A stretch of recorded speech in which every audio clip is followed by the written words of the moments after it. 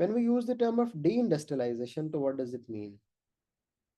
Deindustrialization एक ऐसा process है जब हमारा मैन्युफैक्चरिंग सेक्टर डिक्लाइन करता है।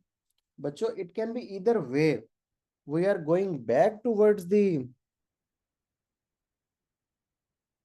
ओके बेटे तैयार मैं करता हूँ, ओके, इधर we go back to the primary sector, हमारी इंडस्ट्रीज बंद हो रही हैं, या we go forward towards the tertiary sector. तो दोनों सूरतों में डी इंडस्ट्रियलाइजेशन है।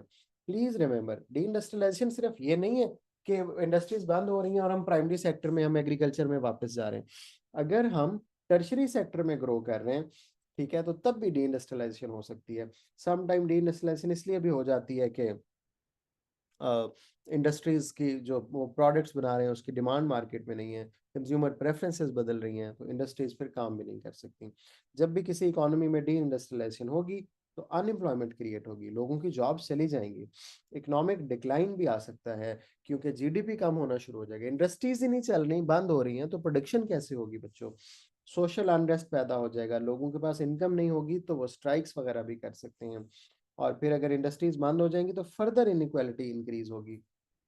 रिचर पार्ट तो सरवाइव कर जाएगा, लेकिन पुअर पार्ट के पास बिल्कुल ही इनकम्स खत्म हो जाएगी। गवर्नमेंट के पास टैक्स आना बंद हो जाएगा, रीजनल डिस्पैरिटीज पैदा हो जाएंगी, कुछ लोग अमीर हो जाएंगे, कुछ गरीब हो जाएंगे। हाउएवर, कुछ एनवायरमेंटल बेनिफिट्स इससे हम ऑब्टेन कर सकते हैं जब हम डी इंडस्ट्रियलाइजेशन करते हैं। जाहिर है, जब इंडस्ट्रीज बंद होती हैं तो पोल्यूशन रिलेटिवली कम हो जाती है। लेकिन डी इंडस्ट्रियलाइजेशन अगर इस सिचुएशन में है कि we are shifting toward the tertiary sector, हम नॉलेज बेस्ड इकोनॉमी में जा रहे हैं, हम क्वार्टनरी सेक्टर में जा रहे हैं, तब डी इंडस्ट्रियलाइजेशन कोई बुरी चीज नहीं है, फिर हमें इसके फायदे भी हो सकते हैं। तो ये जो था, this is what we call deindustrialisation. And remember, it can be in both ways, forward और बैकवर्ड, दोनों तरीके से ये हो सकती है।